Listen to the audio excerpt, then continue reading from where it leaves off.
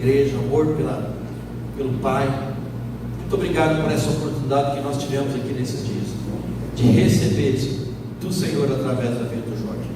Usa ele também nesta manhã, prepara os nossos corações para ouvir do Senhor, que essa palavra possa permanecer firmemente, aonde o Espírito Santo possa nos lembrar a cada dia das coisas que ouvimos aqui e das coisas que nós precisamos ser mudados. Pai, nós oramos, pedimos em nome de Jesus. Amém. Amém.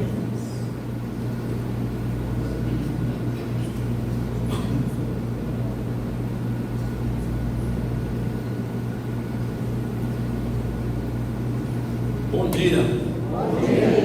Aleluia. Aleluia. Louvado seja o Senhor. Amém. Que bênção este casal jovem que priorizou estar aqui hoje neste encontro, não? Amém. A bênção do Senhor para eles. Amém. E eu quero dizer que o melhor vinho vem depois, como em Caná de Galileia. Dizem, como todos no mundo pensam que os primeiros anos são os melhores. Não, Senhor, o melhor vinho vem depois. Amém? Louvado seja o Senhor. Queridos irmãos, hoje nosso último dia aqui juntos. Agradeço profundamente aos organizadores o convite para estar com vocês. Agradeço o amor de todos os irmãos, o amor com que me receberam e também estão recebendo a palavra. Louvo ao Senhor por os pastores que conheci estes dias. Louvo ao Senhor por a obra e o ministério de cada um deles. Hoje, no nosso último dia, eu quero compartilhar com vocês sobre os dois corpos de Cristo. Não se escandalizem, não é uma heresia, não. Os dois corpos de Cristo, os dois corpos de Cristo. Você já pode imaginar porque falo assim. Nosso Deus é um Deus de amor, um Deus sensível, um Deus que vê, ouve a situação das pessoas no mundo. É um Deus que desce, que intervém para ajudar as pessoas que sofrem. Em Êxodo capítulo 3, Deus apareceu a Moisés na sarça, e diante da solenidade daquele encontro, Moisés cobriu o seu rosto, que teve medo de ver a Deus. E o Senhor, de aquela sarça que ardia e não se consumia, disse a Moisés: tenho visto atentamente a aflição do meu povo que está no Egito, e tenho ouvido o seu clamor por causa de seus exatores, porque conheci as suas dores. Portanto, desci para livrá-los da mão dos egípcios. Vem agora, pois, e eu te enviarei.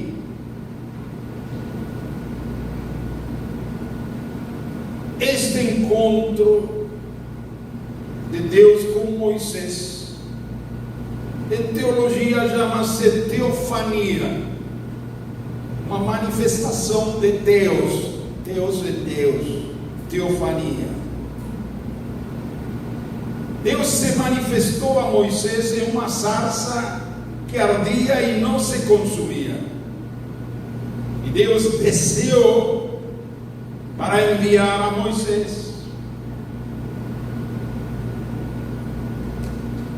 Muitos séculos depois, Deus continuou vendo a condição do mundo todo, não só do povo de Israel, ouvindo o gemido das pessoas, conhecendo os seus sofrimentos, sabendo da situação de cada família, a angústia que havia em cada coração. Obrigado. E Deus agiu em favor da humanidade toda. Mas esta vez, Deus mesmo é quem desceu. E não foi uma teofania, como no caso de Moisés. O Verbo, que era Deus, o Verbo por quem todas as coisas foram feitas, se fez carne. Deus veio em pessoa, em seu Filho, para salvar o mundo.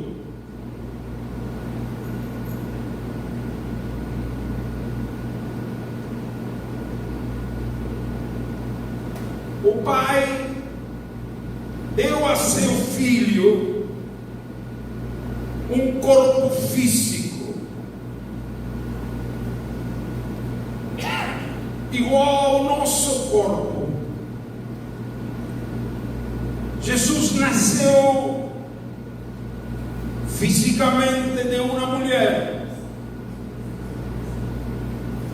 Teve que passar 9 meses de gravidez, Maria. Teve que amamantar aquele neném, como qualquer de nós.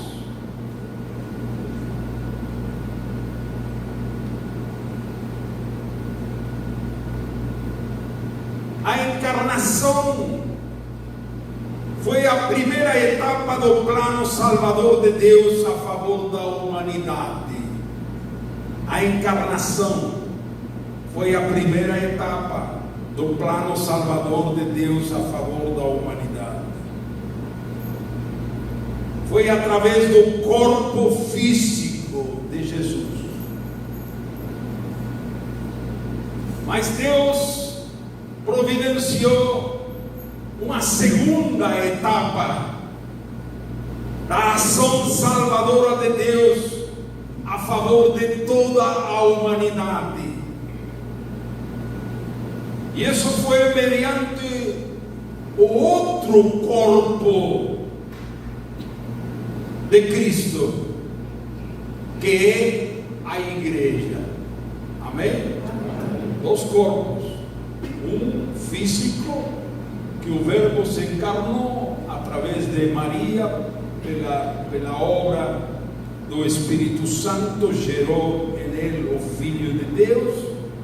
Mas agora, a segunda etapa da ação salvadora de Deus é através do outro corpo de Cristo, que é a igreja.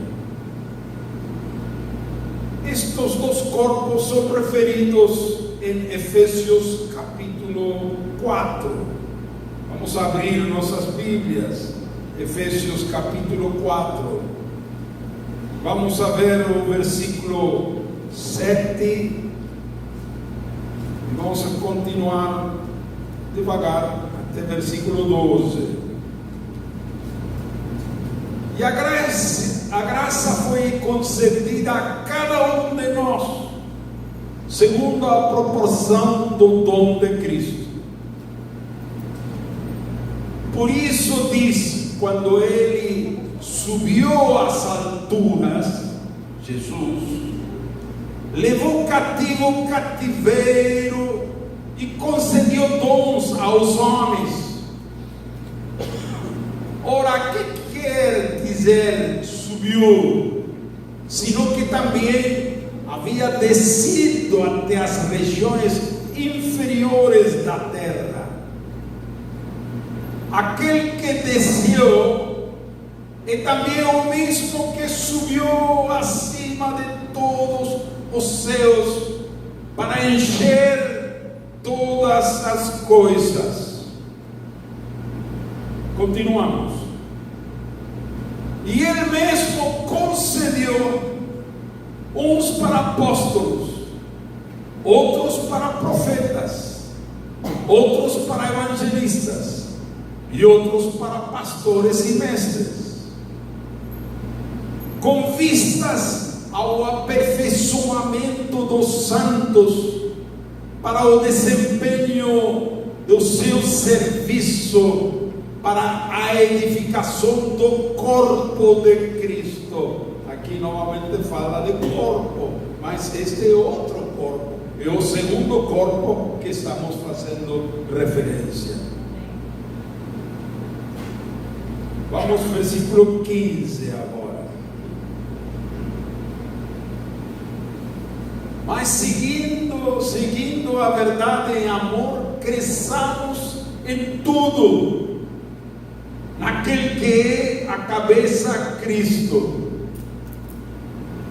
de quem todo o corpo, novamente corpo, esse é o segundo corpo, bem ajustado e consolidado pelo auxílio de toda a junta, segundo a justa cooperação de cada parte, efetua a seu próprio aumento para a edificação de si mesmo em amor. Então estamos aqui nestes textos lidos a referência a dois corpos. Aquele que estava com o Pai na eternidade, o Verbo se fez carne, desceu, tomou forma humana, nasceu de uma mulher. Jesus entrou em um corpo físico para seu ministério aqui na terra. Depois a referência a esse outro corpo que é a igreja.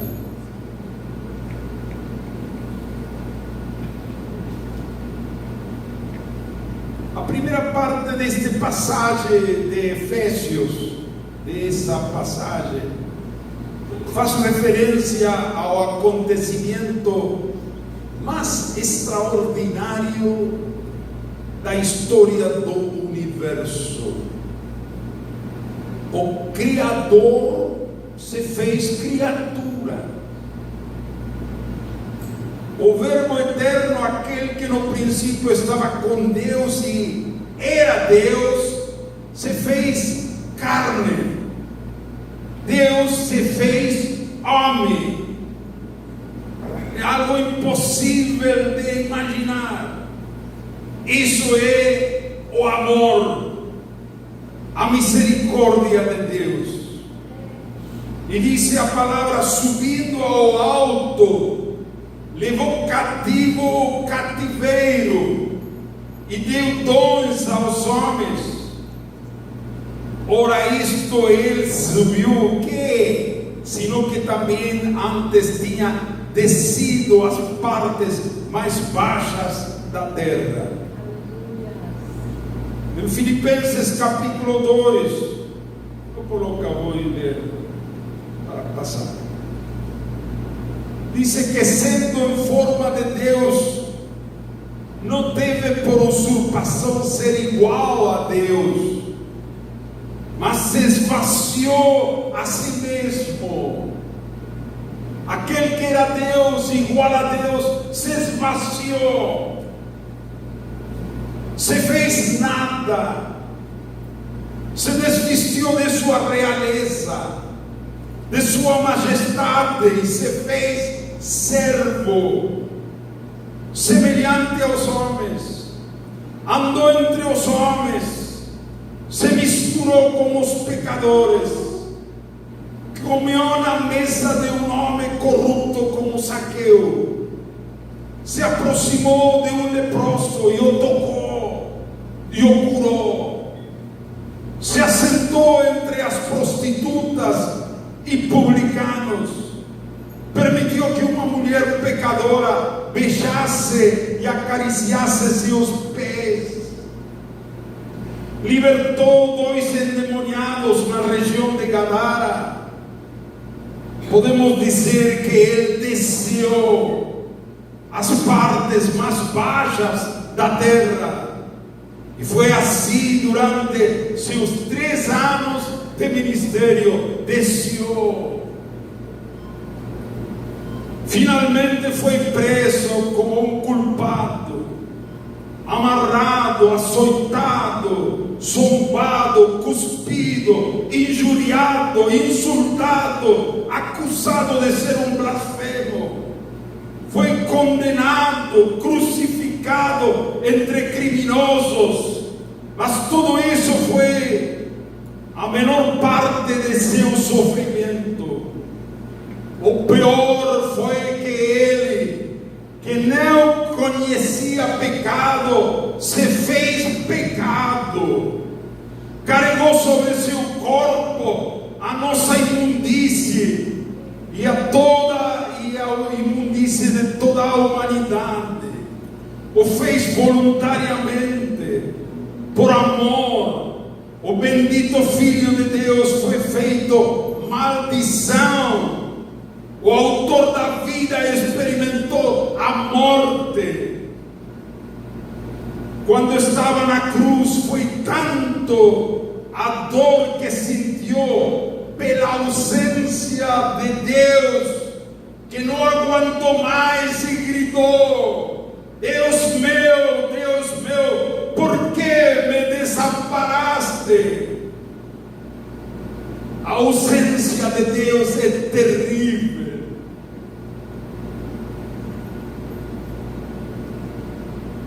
Hoje o mundo sofre, chora, geme, tem muita dor pela ausência de Deus em suas vidas, em suas famílias. Apesar de que essa ausência de Deus ainda é algo parcial e pode ser revertida. Pois se o homem deixar sua soberbia e se humilhar, Deus entra a passar a habitar em seu coração. Assim como Deus é onipresente, hoje sua presença se encontra em alguma medida em todas as partes. Mas, queridos irmãos, existe uma ausência total e eterna de Deus. E isso acontece após a morte. Quando alguém morre sem Deus, vai para o inferno. O inferno é terrível, pois significa a ausência total e definitiva de Deus. Foi essa justamente a ausência que Jesus experimentou na cruz, quando levou nossos pecados. O juízo de Deus caiu sobre ele. Por isso ele gritou desse modo na cruz, devido à total ausência de Deus. E uma vez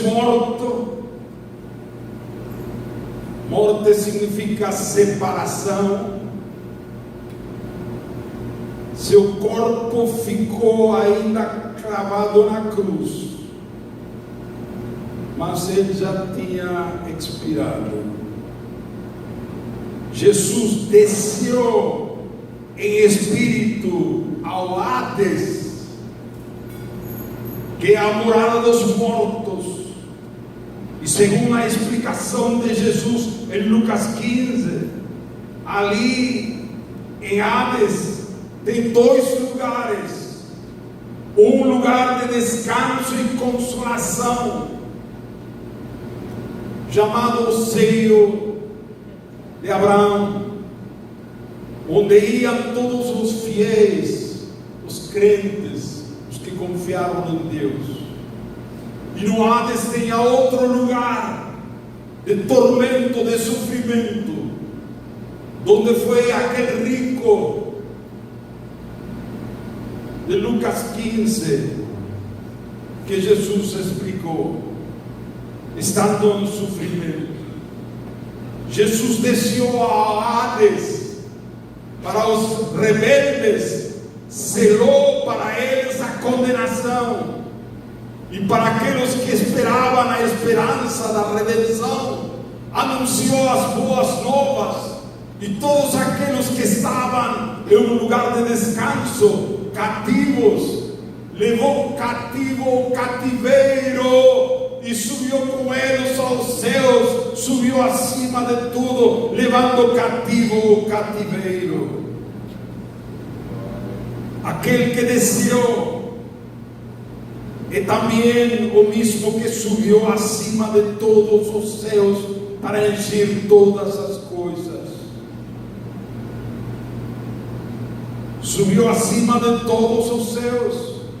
E Efésios 1, 21 a 23, aí diz, Efésios 1, 21 a 23, como subiu acima de todo o principado, e potestade, e poder, e domínio, e de todo nome que se possa referir, não só no presente século, mas também no vindouro, e pôs todas as coisas debaixo dos seus pés, e para ser o cabeça sobre todas as coisas, o deu à igreja, a qual a igreja é o seu corpo. Que é a igreja? O corpo é a plenitude daquele que tudo enche em todas as coisas. Aleluia! A maior vitória da história é a ressurreição e exaltação de Cristo, levantado pela suprema grandeza do poder do Pai sobre tudo o que existe, glorificado no lugar mais alto. Louvado seja o Senhor. Aleluia. Amém. Aleluia. Glória a Deus. E a grande pergunta que surge então é: para que desceu? Para que a cruz? Para que subiu acima de todo? A resposta está na última frase do versículo 10 de Efésios. Aquele que desceu é também o mesmo que subiu acima de todos os céus para encher todas as coisas. Para quê? Para encher quantas coisas? Todas as coisas. Esse é o propósito da encarnação, da crucifixão, da ressurreição, a exaltação, a vinda do Espírito Santo. Encher tudo, encher com sua presença, encher com sua vida, com sua luz, com sua graça, com seu amor, com seu poder.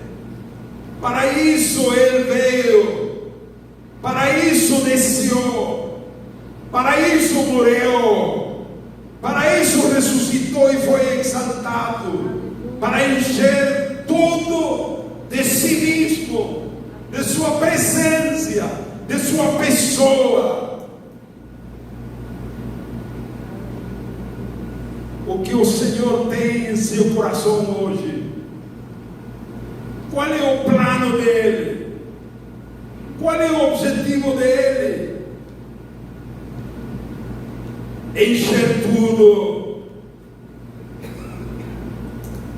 Jesus quer encher cada coração. Amém? Amém. O coração de cada pessoa.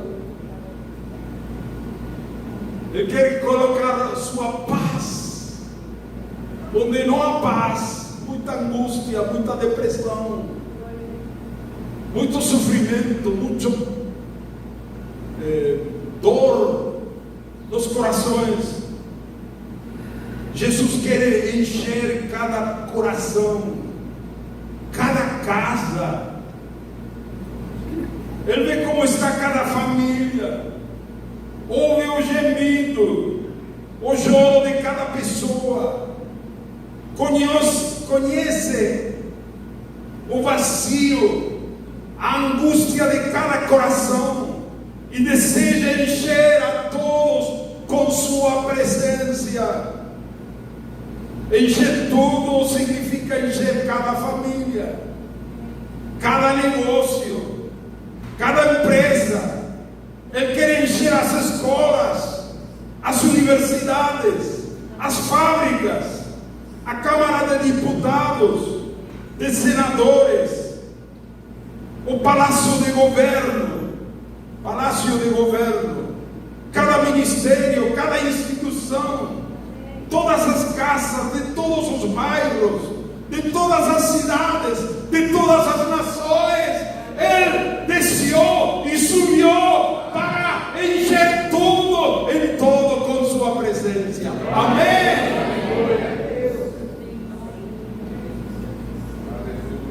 Sem sua presença, por mais que a sociedade mostre uma fachada de felicidade, de sucesso e de diversão, é somente uma fachada, uma falácia, uma mentira. Porque sem sua presença, a humanidade vive um triste e terrível vazio existencial, que é o vazio de Deus. Amém? Amém. Por isso, Jesus habilitou um segundo corpo para fazer esta tarefa. Aleluia. Para facilitar, para tornar possível este propósito, este objetivo, um grande desafio: encher todo com Cristo. A segunda etapa da ação salvadora de Deus é através de seu corpo, que é a igreja. Esse é o corpo que Cristo tem hoje na terra. Jesus já não está com um corpo físico na terra. Com o corpo físico está sentado, glorificado, corpo glorificado à direita do Pai. Mas tem um corpo, Jesus, aqui na terra. Na primeira vez o Verbo se fez carne, foi concebido no ventre de Maria, por obra do Espírito Santo. Ele tinha um corpo físico igual a qualquer outro ser humano, porém sem pecado. Esperou 30 anos para iniciar seu ministério. Consagrou seu corpo à missão para a qual havia vindo ao mundo. Durante 3 anos e meio trabalhou incansavelmente. E pode fazê-lo porque tinha um corpo físico. Com esse corpo físico ele morreu na cruz, foi sepultado. Ao terceiro dia ressuscitou com um corpo glorificado. Com esse corpo ascendeu aos céus e hoje está sentado à direita de Deus Pai. Mas hoje Jesus tem outro corpo na terra, a igreja. Amém? Amém? Amém. Você é parte desse corpo. Eu também. A figura mais, ou a expressão mais usada no Novo Testamento para referir-se à igreja é corpo de Cristo.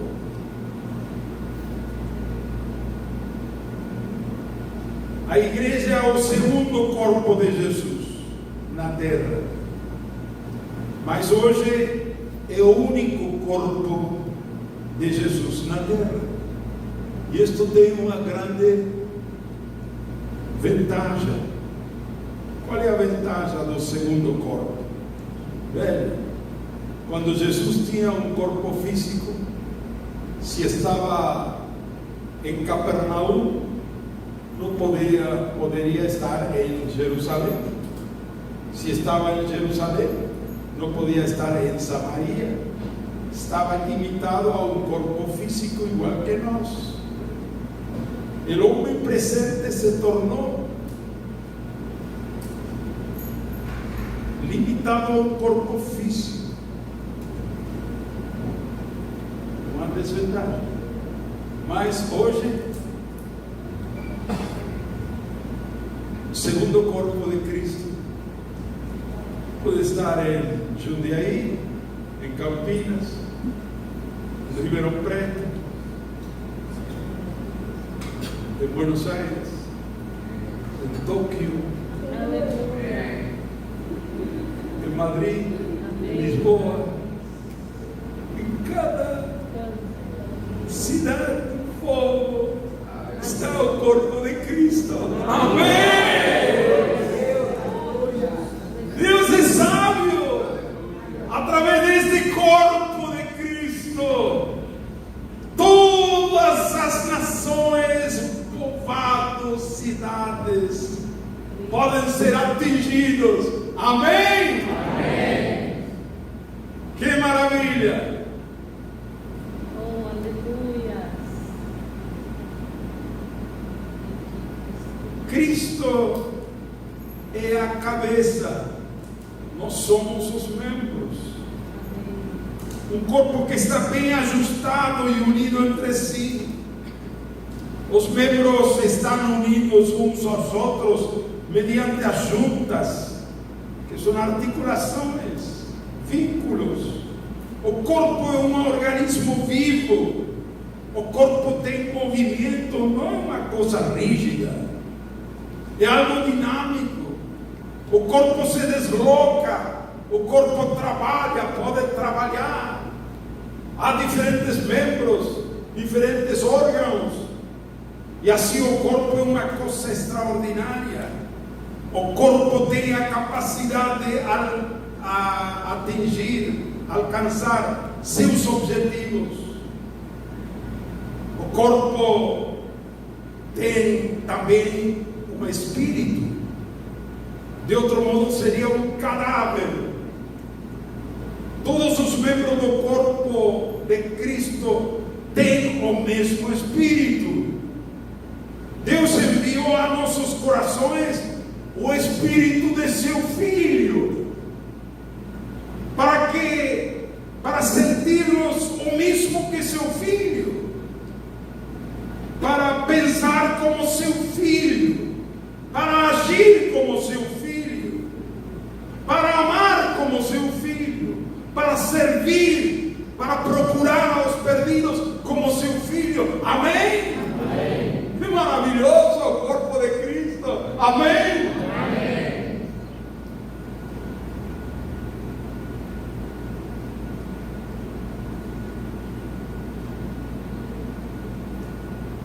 O desejo de Deus é que cada um de nós consagremos nossos corpos como membros de Cristo a mesma missão a qual Ele se consagrou.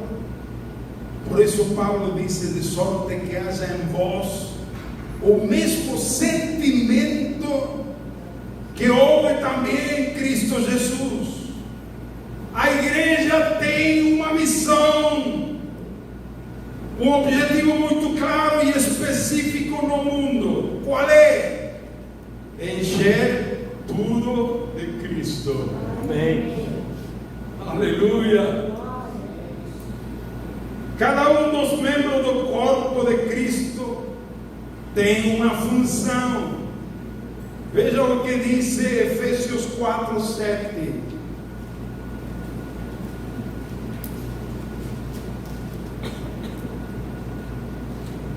E a graça foi concedida a quem? A cada um de nós, segundo a proporção do dom de Cristo. Isso incluía todos os filhos de Deus. A cada um foi dada graça. A palavra graça tem na Bíblia 2 significados. Um é sinônimo de misericórdia, mais que misericórdia, graça. E outro, graça significa a habilidade ou capacidade para fazer uma determinada coisa. E nesse segundo sentido é que Paulo está usando este termo graça a cada um, e a graça foi concedida a cada um de nós. Você recebeu graça segundo a medida do dom de Cristo. É um dom. Você não pode dizer, eu não posso fazer nada. Não, você pode fazer, porque Deus te deu graça. Amém? Amém. A habilidade para fazer alguma coisa para o crescimento de sua igreja. Cada filho de Deus, como membro do corpo de Cristo, tem uma parte ativa dentro do plano de Deus. Todos recebem uma medida de graça para trabalhar no plano de Cristo. Nem todos temos a mesma medida de graça, mas sim alguma medida, alguma proporção do dom de Cristo. Na parábola dos talentos, uns receberam 5 talentos, outros 2 e outros 1. Mas todos receberam algum talento, algum dom.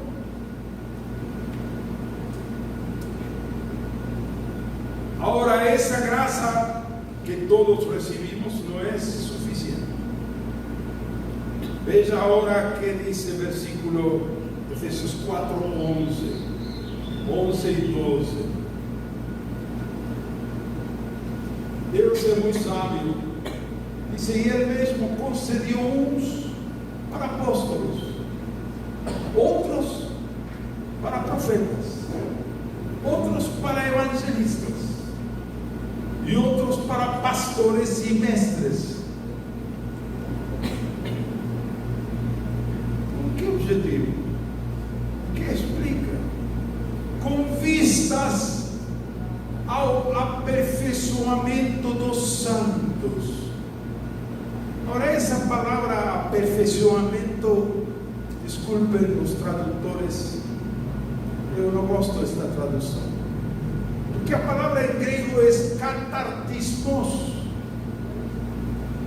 e katartismos, mais que aperfeiçoamento, significa capacitação, capacitar, formar, preparar aos santos para o desempenho de seu serviço. Então, com vistas, vamos ler assim, a capacitação dos santos.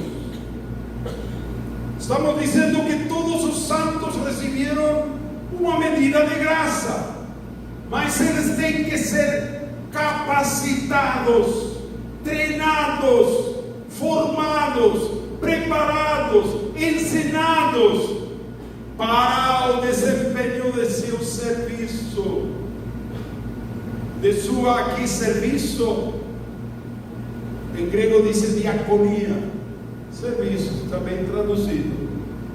Para quê? Para a edificação do corpo de Cristo. Esse corpo que a igreja tem que crescer em qualidade, em unidade e em quantidade. Crescer. Isso é edificação do corpo de Cristo. E para isso, Deus, vamos ao versículo anterior, 11. Para isso, Deus colocou na igreja apóstolos, profetas, evangelistas e pastores mestres. 4 ministérios, não são 5, são 4. Porque não diz uns para apóstolos, outros para profetas, outros para evangelistas e outros para pastores e outros para mestres. Não, pastor e mestre é o mesmo ministério, mas esse é secundário. É importante ver em conjunto estes 4 ministérios: apóstolos, profetas, evangelistas, pastores, mestres, têm uma função principal. Não está explicando qual é a função do apóstolo, de profeta, de evangelista, de pastor mestre. Está dizendo em conjunto todos os ministérios principais que Deus colocou na igreja estão com um objetivo. Versículo seguinte: com vistas à capacitação, catartismos dos santos. Os santos têm que ser capacitados, treinados, formados, preparados, ensinados para seu serviço. Qual é seu serviço? A edificação do corpo de Cristo. Isto inclui a evangelização, ganhando aos novos. Isso inclui o discipulado, ensino, capacitar aos santos para a obra do serviço, para a edificação do corpo de Cristo. Jesus continua dizendo: edificarei minha igreja. A edificação da igreja ainda não foi concluída. De modo que a igreja, veja esta figura, é uma obra em construção. Você diz quando está em obra em construção? A igreja não está acabada, está em processo de construção.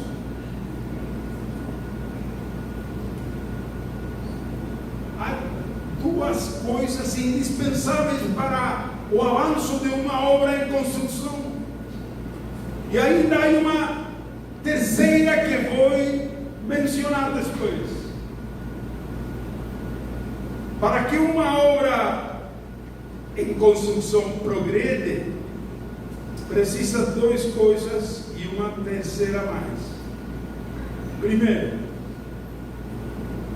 que constantemente cheguem materiais, tijolo, areia, cimento, cal, pedra, ferro, madeira, água. Em uma obra em construção, continuamente chegam caminhões trazendo materiais novos. E assim a obra não para, continua. Se para de chegar tijolos, cimento, a obra para. Esta metáfora corresponde à evangelização. Se uma igreja para de evangelizar, a obra para. A igreja não cresce. Não há novos convertidos. Não há novos batismos. Não há novos discípulos. A evangelização torna possível que constantemente cheguem pessoas novas a Cristo. Homens, mulheres, crianças, jovens, anciãos, pecadores, pobres, ricos, sadios, enfermos, endemoniados, angustiados, vão chegando, porque há evangelização. Infelizmente a igreja hoje só celebra reuniões, reunião de ensino, reunião de oração, ceia do Senhor, reunião, mas não evangeliza, muito devagar. De quem depende a evangelização? De cada um de nós. Amém? Amém. Ontem falamos, cada um de nós somos, que somos? Sacerdote. Já se esqueceu? Sacerdotes, pontes, onde estamos trabalhando essa evangelização. Todos temos recebido vida, graça, luz, salvação, palavra de Deus, Espírito Santo. Nós temos fé, alegria, paz, reino, vida eterna. Sobretudo temos a Cristo. E sabe o que é evangelizar? Dar a outros o que nós temos. Amém? Amém. Pedro disse ao paralítico: não tenho prata nem ouro, mas o que tenho te dou. Amém? Isso é evangelizar. Você o que tem? Você que tem? Você tem fé? Você sabe orar? Outro não sabe. Você tem paz, tem a Cristo, tem vida eterna, tem esperança, tem consolação. Dá a outros o que você tem. Amém? Isso é evangelizar. Todos os dias, em todas partes, você tem que repartir aquilo que você tem. Amém. Aleluia. Nós, como corpo de Cristo na terra, também devemos descer até as partes mais baixas da terra, até os mais pobres, miseráveis, necessitados. Devemos atingir a prostitutas, narcotraficante, alcoólico. Mas temos que saber que as partes mais baixas da terra não são apenas essa classe de pessoas, como muitas vezes pensamos. Estuve faz algum tempo em Equador, no Equador. Ao terminar de pregar esta mensagem, aproximou-se para cumprimentar-me um casal jovem. E eles me contaram que trabalham em um banco do Equador. Uma posição boa. Eu falei: você está trabalhando nas partes mais baixas da terra. Sim, aquilo é um antro. Antro, sabe? Sim. Um antro de perdição, de corrupção. Quais são hoje as partes mais baixas da terra? Lá onde se tomam as decisões mais importantes das nações. Onde está o dinheiro? Onde está o poder? Nos tribunais, no palácio de governo, nos ministérios, nas grandes empresas, nas grandes corporações. Em todos esses lugares devemos chegar com Cristo, porque seu plano é encher tudo. Amém? Amém. Jesus entrou na casa de Zaqueu, um homem corrupto, funcionário público, recaudador de impostos, e aí chegou Jesus, e nós também, Zaqueu, podem se converter. Amém? Amém. Não desprezia ninguém, não desqualifica ninguém, todos são bem-vindos ao reino de Deus, ao arrependimento. Amém? Assim que, queridos irmãos, tem que chegar novos materiais, os caminhões, tem que chegar novas pessoas. Se uma igreja para de evangelizar, essa igreja para de crescer. Segundo fator importante para não parar com a obra em construção é que haja obreiros. Se não há obreiros, ainda que cheguem novos materiais, a obra paralisa. Isso corresponde a pessoas comprometidas a trabalhar. Cada material que chega em uma obra em construção passa pelas mãos de um pedreiro. Cada tijolo é tomado em suas mãos e trabalhado de forma individual. Ainda que hoje em dia existem máquinas para realizar certas tarefas de construção, todavia a obra de Deus é e sempre será algo artesanal. Amém? Um a um. Você não pode criar 100 filhos, não pode criar 1000 filhos. Você precisa criar os filhos de um a um. O discipulado precisa um relacionamento pessoal. Cada vida deve ser edificada por um discipulador. Cada novo discípulo necessita ser conhecido, amado, ouvido, atendido, curado, batizado, ensinado, aconselhado, ministrado, animado, coberto em oração, integrado à igreja, até que seja cheio de Cristo e se transforme a sua vez em um obreiro do Senhor. Amém? Trabalho, não? Quantos estão dispostos? Amém. Aleluia. Trabalhadores, trabalhadoras. Amém? Levanta a tua mão. Amém. Fala com o Senhor. Senhor, conta comigo. Amém. Aleluia. Louvado seja o Senhor. Não há nada mais triste do ver que uma obra em construção paralisada. E isso acontece, seja por falta de materiais ou por falta de obreiros.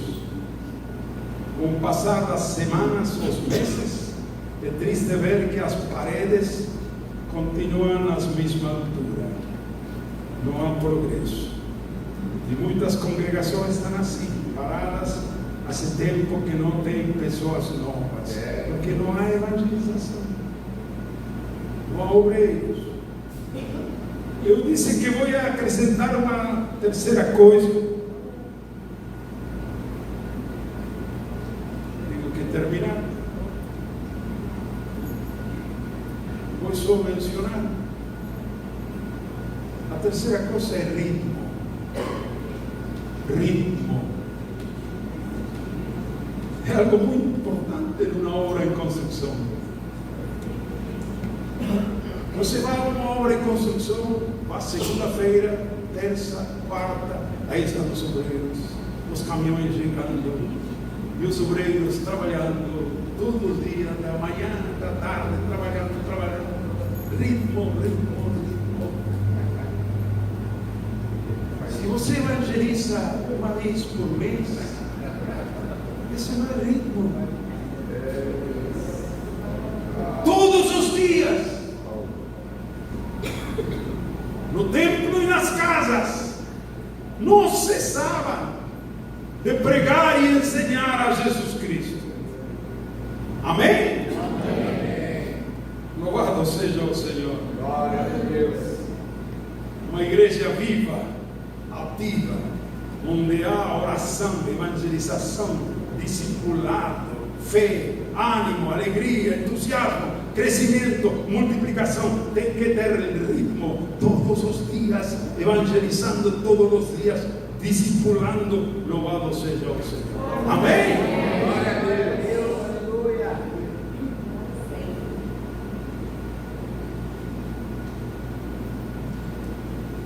De acordo com a estratégia de Deus, concluiu com isso. Toda a igreja é um seminário. E cada filho de Deus, cada crente, é um seminarista. E deve ser capacitado para a obra. Os pastores, evangelistas, profetas e apóstolos somos professores do seminário. cuja função principal é capacitar os santos para a obra da edificação do corpo de Cristo. E essa capacitação funciona bem quando estão presentes dois elementos: campo e aula. Campo significa, se você, pastor, quer capacitar a seus irmãos, você tem que ser um exemplo de evangelização, de discipulado, de missão, e levar consigo. E também ter cursos de capacitação para ensinar. O que vai ensinar? Tem que capacitar. Cada irmão tem que aprender como conduzir a uma pessoa à conversão, como é o arrependimento, aceitar a Jesus como Senhor de sua vida. Tem que capacitar para ensinar a ele como preparar para batismo e depois ensinar a didaquê e o querigma, porque essas são nossas ferramentas para a edificação da igreja do Senhor. Queridos irmãos, o tempo urge.